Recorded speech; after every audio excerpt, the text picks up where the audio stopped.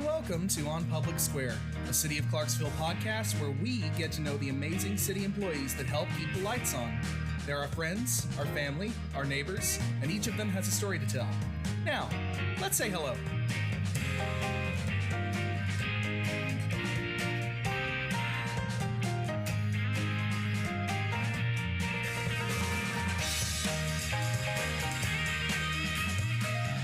Hey, and welcome back to On Public Square. I'm back today with some of our friends from Safety and Security. We have our beloved leader, William Welty, and Officer Brian Batiste, and we're going to be talking today about some of what Safety and Security does. Hey, Welty. Hey, Brian. How are you doing today? All right, Casey, how are you? Doing so well. So, as always, we're just going to start off with introductions, and let's just go around the table. So, Welty, if you can just tell us a little bit and tell us who you are, what you do, what you want people to know about you.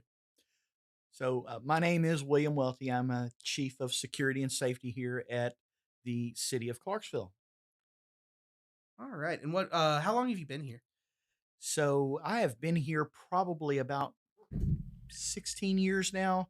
The first 12 of that was as a private security contractor, and the rest of it I've been here as an actual bona fide city employee. Brian, tell us about yourself.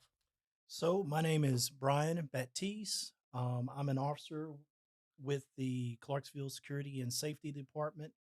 I am not originally from here. I'm a transplant, came here with the military. I've been in Clarksville for about 20 years, so it's almost like home. I'm a husband and a grandfather, and I'm currently serving as the chaplain of our department. Wonderful.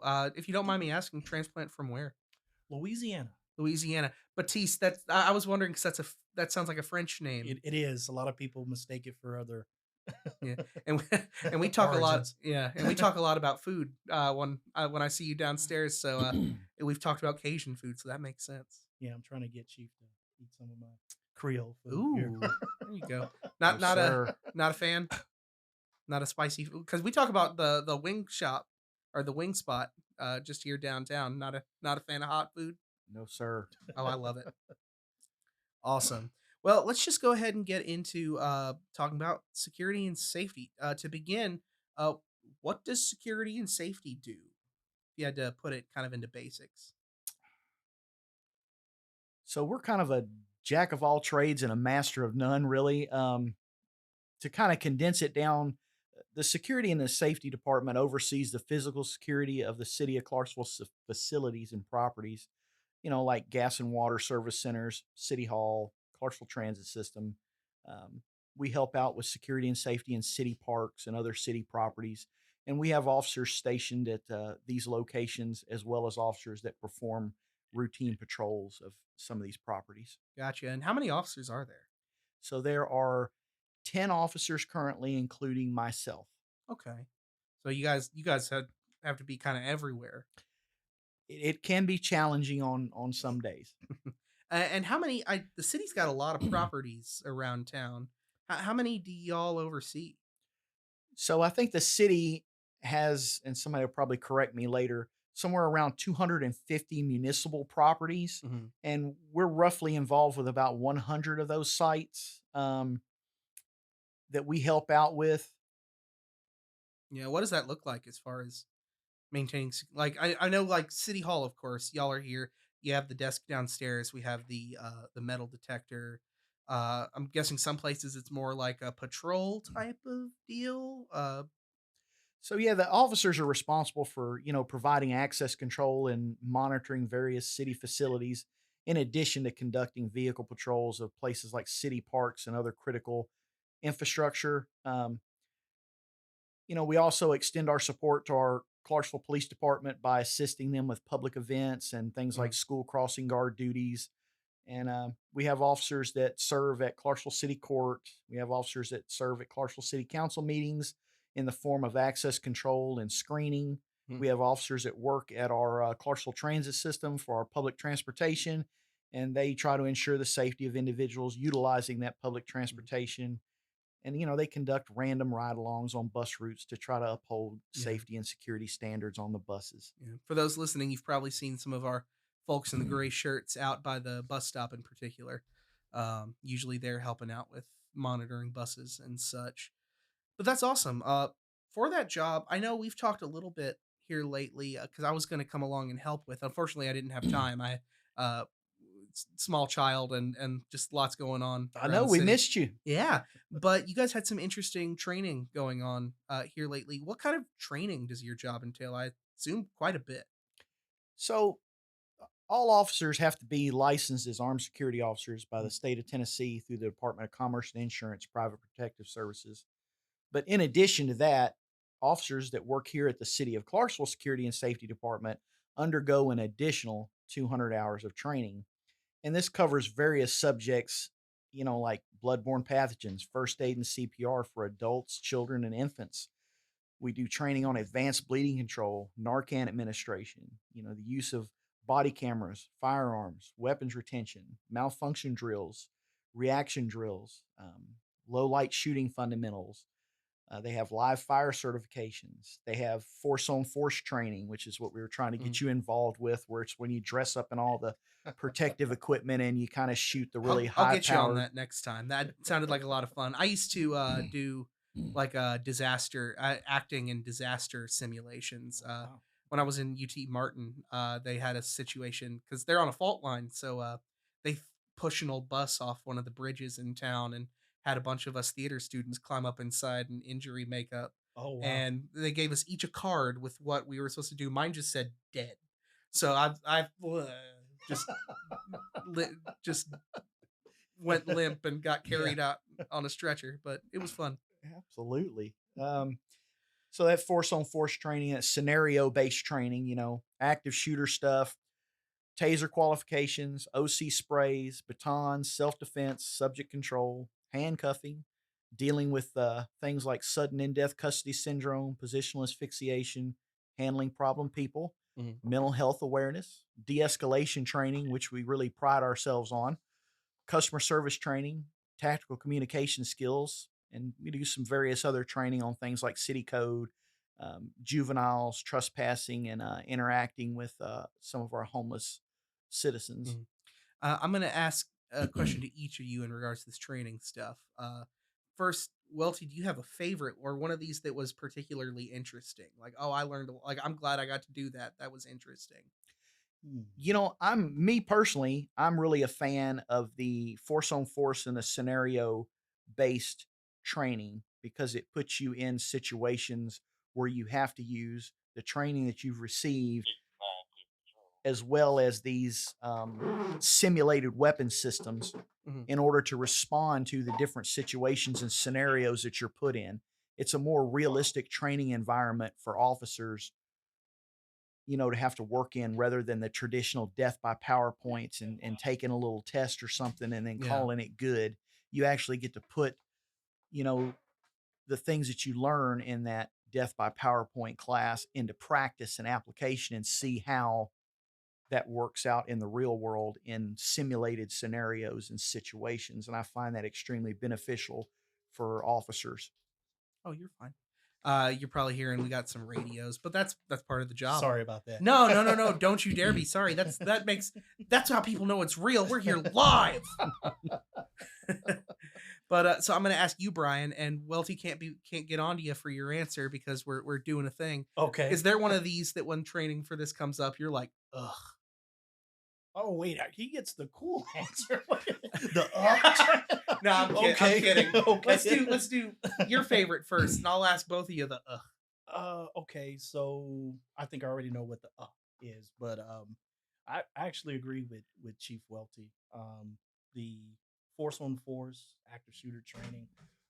As an officer, he paired us with teams and had us go through some realistic training as if we were on site and you had to deal with this situation. So it kind of puts together all of the all of the training that Chief was facilitating in real time. And I really enjoy that. So I thought that Very was cool. really good. Love it. Now, what's the ugh? You want to go first, Chief? Oh, no, go right ahead. You're on a roll, buddy. I can tell you, I've done OSHA classes. I can tell you some of mine that are ugh. Well, OSHA might be a good lead into this. It's exposure to our OC chemical spray that we carry. And I may Oh, have said that wrong. He's going to correct me. So yes, we do get exposed to the procedure um, OC spray that we Mm. have that we wear. I know the police do that kind of training too, but that I think that's important to know that people like y'all know what you're doing when Oh you yeah. yeah. Very important to know how that agent is going to affect you personally because it affects people differently. Mhm. And then learning how to fight through the effects of that if you've been exposed. Mhm. I can tell you that usually your exposure comes from one of your fellow officers, is how you become exposed Uh-oh. to OC Yeah. or chemical sprays. But learning how to work through that and be able Mhm. to fight through that if necessary and be able to keep yourself safe is extremely Mhm. important. And that's one of the big things with exposures. And also, on the legal side of that, um, lawyers, gotta love them, right? And ask you, do you know what it feels like to be Mhm. sprayed with this product? Have you ever had to suffer through the effects of this yourself Mhm. personally? Do you know what it does to somebody? And you can confidently answer that question. Yes, I do. Mhm. And OC, I'm guessing that's like pepper spray, sort of similar. So yeah, OC, mace, pepper spray. It has a lot of different, off market terms. C stand for capsaicin. Yes, Is that capsaicin. why you don't like Cajun food, Chief? That's it. Most traditional OCCS sprays, mace and stuff like that, freeze plus P's, saber reds. The decontamination period on this product is pretty stringent. It's about 30 minutes to an hour, Mhm. right? We recently, 2 years ago, switched over to a different chemical spray that has a decontamination spray to it. So this spray doesn't clear out a room or a building. You can use it on buses, you can use it in closed rooms, Mhm. you can use it in lobbies. It doesn't clear the place out. It affects the person that was sprayed with it, and we can reverse the effects of the spray within 5 minutes with the Oh decontamination wow. spray Yeah. that we sell with it, so it's easily reversible to the person that we've contaminated with, or to quickly decontaminate our staff should they become inadvertently Mm. exposed to it. I like that. That's cool. That's a feature that I think a lot of people wouldn't think about or wouldn't think that we are thinking about, if that makes sense. We have to look at the environments that we work in. Yeah. We work in buildings and we work on Mhm. buses and things like that, so you don't wanna spray this stuff and clear out a Mhm. room, right? You need to. That's got to be. I mean, we. You're right. Y'all spend a lot of time in spaces that have a lot of people, and I'm sure that adds a whole other dimension to Yeah, just that air everything you conditioning do. system, pick it up and spread the love all through the building, Yeah. Yeah. Interesting. Moving on just a little bit. One thing I came down to help you guys with some photos recently. At one of your department meetings. Um, which I should is department the right word? I know safety and security is in with human resources, but it's also its own department. No, sir. We are officially a sub-department of the human resources. Okay, cool. I'm gonna keep saying department just because it's easy for me if that works. Maybe one day when we grow up. But oh goodness. But one thing I noticed is just there's a very high number of veterans in safety and security. Out of those 10 officers, I think it's like 8 or 9, right? It is. It is. Uh why do you think that is? You know, I'm going to have to say that, most veterans, they're highly service orientated individuals, and they're naturally drawn to, paramilitary and service organizations. And in these types of roles, they can continue to serve their communities, within a structured organization that they're used to and familiar with, that kind of prioritizes things like teamwork, integrity, and public service. Mhm. I know we have a bunch of army guys. Are there any other branches represented amongst our department veterans? Closely guarded secret. But yes, yes, we do have one other branch represented, and that is the Coast Guard.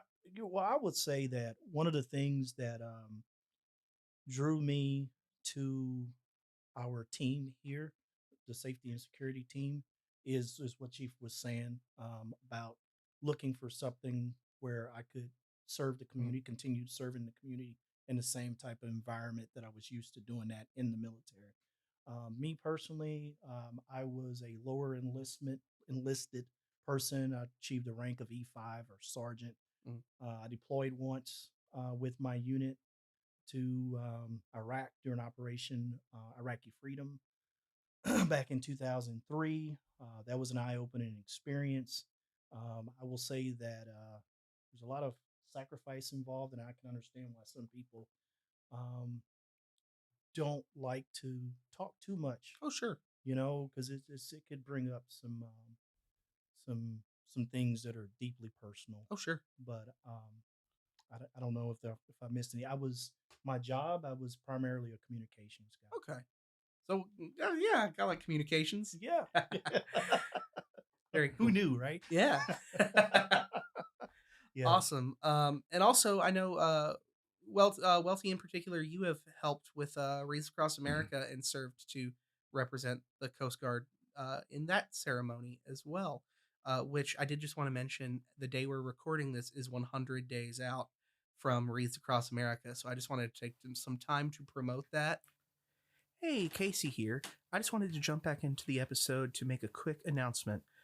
Uh, we were intending this episode to be a promotion for this year's Reads Across America ceremony, encouraging people to donate for the event. However, I'm very excited to say there's no need to do that. This year, in record time, thanks to all of your generous contributions, we have enough wreaths to decorate the graves of every soldier and veteran buried at Riverview Cemetery. It's going to be a fantastic event, and that's all thanks to you.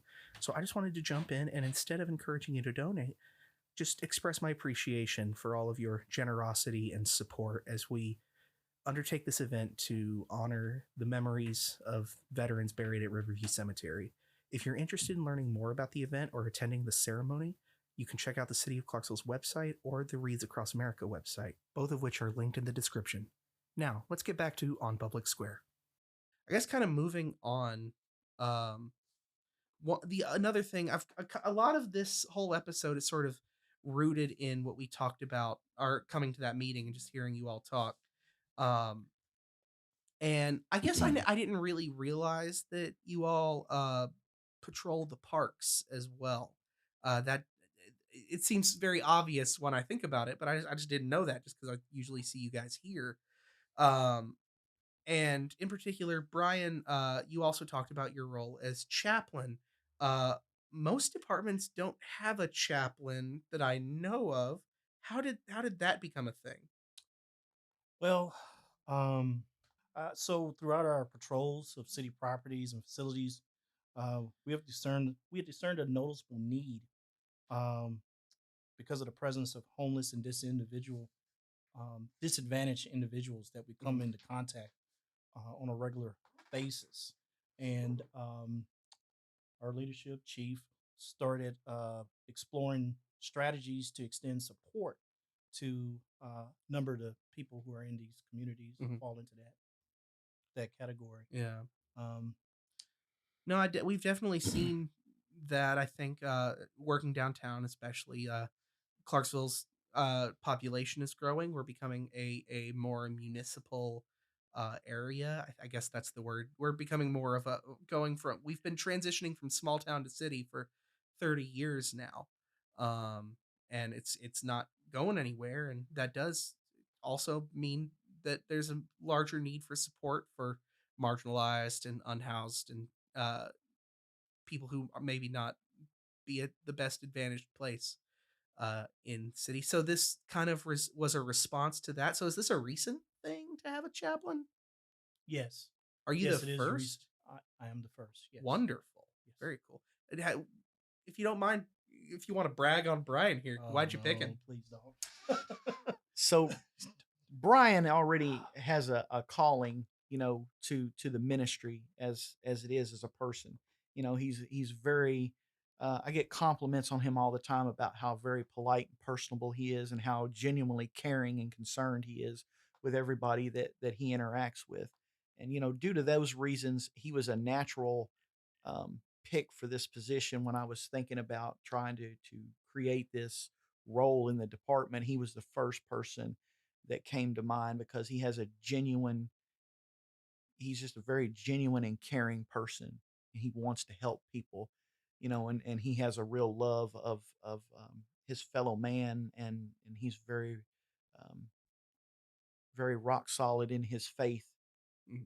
And he was just a natural thought when we were thinking about doing this type of outreach work Mhm. where we could try to help out some of these citizens who were coming across that are in these positions. And instead of us just going out and, doing the whole enforcing rules and regulations, we wanted to Mhm. try to find a way to do our job, but at the same time have some empathy and be able to try to help these people out of these situations that they're in and get them Yeah. to the right resources that can facilitate helping them out further than we Yeah. can.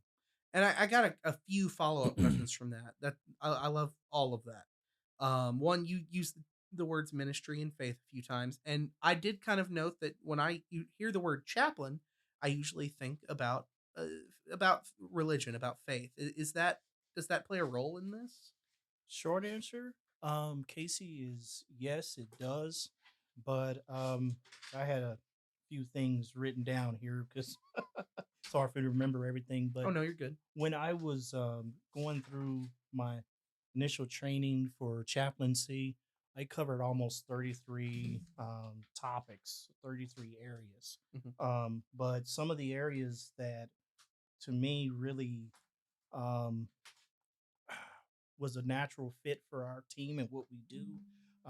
We're areas such as post traumatic stress, what we call injury. Some people call injury or post traumatic stress disorder, Hmm. grief and loss, depression, critical incident, stress management, disaster response, human trafficking, and ethics and law in regards to chaplaincy. So yes, is what I'm saying is faith is definitely a part of that, but I guess what I'm trying to say is that I'm a licensed chaplain through the Hmm. National Fellowship of Chaplains, Oh, I and didn't know there was a licensing organization. That's cool. yes, there's a licensing organization, and these are other areas that I can support our team in. Hmm. Some of the areas that I mentioned, Hmm. because the contact that we have with the community that we were just talking about, which is a heavy on my heart, Hmm.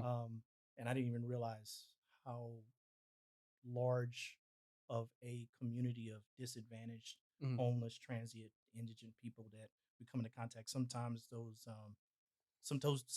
interactions, or correct me if I'm wrong, Chief.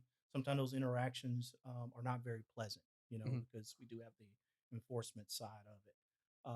So uh, I am thankful that I'm able to bring some of these services, Hmm. support to our team, and it's just a natural fit with my faith.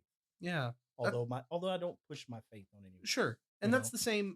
Going back to the military, I mean, that's organization that the chaplain is a common thing. Our pastor at my church is an army chaplain. Oh wow, But and I believe part of that training is being able to work with people from all sorts of any faith sort, backgrounds, right, right, providing the need, whatever it is, and I think that's awesome, right. truly.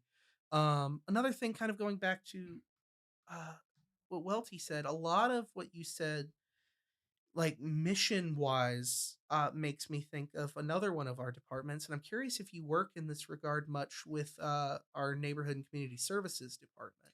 So absolutely part of, Brian's role is to liaison with and seek guidance from other city departments such as neighborhood and community development, Mhm. human resources, and our legal department, as well as other nonprofit agencies and community action organizations. And this will kind of further enhance the development of our standard operating procedures and training, so we can make sure that we're out there, giving fair, equitable treatment to homeless or at-risk citizens that our department Mhm. kind of interacts with regularly. A lot of it seems to be knowing what's available for people so that you can, that involves a lot of just knowing your city in a way that I think is really cool, because you got to know who's out there doing what and where you can send people to get what they need. And yeah. Definitely, and relationships and Mhm. connections with Oh sure. yeah. Just knowing that, like, oh, this is where our VSO is and it's super good. Mana Cafe is over here.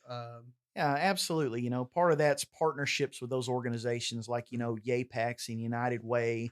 we receive non-perishable food, water, and clothing items that we distribute to these people that we encounter during our work. And our goal is to kind of connect these individuals that are in need with these agencies, like you're talking about, that can offer sustained resources to Mhm. support Yeah. and address their needs more effectively, Yeah. than we're able to. That's awesome. And that's great segue, by the way. Kind of where I was leading into. You mentioned sort of putting together. I think the word was care package last I heard, but if I'm using, if there's, are we calling it something different, or am I correct on care package?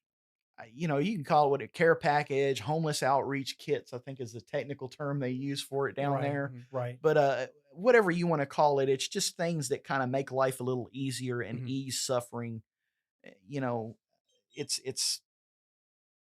things like, water and food and clean socks and Mhm. and underwear and, a toothbrush and things that, Yeah, things just like that. common necessities. Right. Absolutely. That, That's these yeah. folks don't have, everything they've got with them. They're carrying it around. Mhm. Mhm. And And that's I know kind of the other thing you said is kind of having to balance, like you got to do your jobs, you got to enforce the rules. There are curfews at most city properties. There's hours of operation, but I really appreciate, and kind of why I wanted to talk about this is, yes, that's true, but you can also balance in that some humanity and some empathy, and enforce the rules while also doing good. yeah, I mean, absolutely. Rules are good. They keep everybody safe and they keep everything running smoothly. But, and this is key, you should enforce rules with compassion and Mhm. empathy Yeah. whenever possible. Mhm. My one of my favorite, yeah, I come from a theater background. One of my favorite shows is Les Miserables, Les Mis. Oh, okay. Um and the characters of Javert and Valjean. Spoilers if you've not seen the play or the movie. Have y'all seen it? Do you know what I'm I talking haven't about? seen it. I know what you're talking about, Yeah. but I haven't seen it though. Hugh Jackman and Russell Crowe are really good in it. Okay. But Hugh Jackman's character is this guy who's been in prison, a former convict, can't get his life going again, and you have Javert, who was the who's now a sheriff, but was the one of the prison guards there, or over the Oh, prison, okay. who just won't let him be. He's like once a crook, Sorry. always a crook. Guess it's not funny, but I It's a great movie. that's horrible. Yeah. But no, it kind of just makes me think of that. Like the whole movie is about, like, it's Mhm. important to, like, yes, the law is the law, but also empathy is a thing, Right. and people are people. And important. Yeah, and important. Yes. Yes, exactly. And I really like that. It was just, I heard y'all talking about it, and I was like, I really want to highlight this because I bet most people have no idea that that's a thing that's happening. And I don't know. I like people to know that we got people working for the city that are just out there trying to do some good, and that care. I appreciate that. We really Yeah. try to stay kind of behind the scenes and Yeah. in the background, and kind of work, um, the whole quiet professional thing, Oh, sure. and not draw too much attention to what we're out there doing. But we are out there trying to do the right things, and do right by the people that we encounter on a day to day basis. Mhm. We want to make sure that we're representing everybody's, rights and we're taking care of people. And Well, I think y'all do an excellent job. Thank you. Thank Now we are coming up on our conclusion, so I'm gonna lighten the mood a little now. I oh, always like to end on just something fun. And an inside thing for those of us that work at City Hall is that Welty has quite the movie poster and movie memorabilia collection in his office, most of which pertain to action movies, if I'm correct. So I just got to know from everyone what their favorite action movie is. Yeah. I get to go. Okay. Yeah. My You boss get has to said go. I go first. So, all right. My favorite action movie is probably not on his wall, but it's the original Red Dawn. Red Dawn's a good one. Go Wolverines. that's right. Yeah. That's a I like good That's one. that. my original. I'm gonna go with if I was going my real one that I think is more of a sci-fi movie is The Matrix, Oh, but since that's more of a that kind of movie, I'm gonna say Rush Hour. I like buddy cop movies. I like Starsky and Hutch. I like Rush Hour. I love all those kind of movies. Yeah, absolutely. Um, I don't know, man. I'm kind of a nostalgic person, a little sentiment for the past, because I grew up in the '70s and the '80s, and I've got an affinity for all those different types of movies that we grew up watching back then, and I guess Mark Twain supposedly said, never let the truth get in the way of a good story. Mhm. So we had a lot of good stories back then when I was kids and growing up and stuff. And I'd have to say that, for me, the Rocky movies were Oh, were those are good. Okay. great, because Rocky's journey can be seen as a metaphor for overcoming life's challenges. Mhm. Despite him having all the odds stacked against him, Rocky was always steadfast in his pursuit of a better life. He trained hard, he focused on his goals, he persevered through setbacks and obstacles. And he inspired us to push ourselves beyond our perceived limits, Mhm. to believe that anything was possible, and along the way we kind of learned the value of, friendship, love, and community, showing us that we're not Yeah. alone, in our struggles, and that, support from those around us Mm. can make all the difference in us achieving our dreams. I really thought the Rocky series was very inspirational And I think set of Creed's been a movies. worthy successor to those movies. Creed's been excellent too. I love that quote from I forget which one it's from, but it's The not world how ain't hard all you get hit. sunshine. Yeah, it's not how hard you get hit. Or it's not how hard you hit. It's how hard you can get hit and keep going. That's And I think right. that's a great quote. Absolutely, I Never would Back agree. Down's another good Yep. like martial arts type movie, kind of in that same vein that I really like. Never Back Down 3 in particular is really good. But I didn't. I forget you're a movie buff. I like movie. I'm a big movie guy. I used to love going to the theater. Don't have as much time now. But speaking in regards to that, I've been watching a lot of Disney movies lately because I have a 1 year old, uh, and my wife and I were wanted to watch Hercules with him because that's one of my favorites. She didn't realize that that's just Rocky. That the Hercules movie is the story. It's the same storyline as Rocky, Oh, just with wow. mythological characters. Okay. Yeah, That's interesting. he goes to the Big Olive and starts getting making a name for himself fighting with his short little trainer guy. Yeah, That's right. That's pretty cool. yeah. But anyways, I think that is all we have time for. So I just want to say thank you two for joining me. This has been great. Uh, hope to have you back up sometime. Oh, Thank anytime, sir, anytime. Yeah, thank you for having us. anytime. And thank you all for visiting us on Public Square.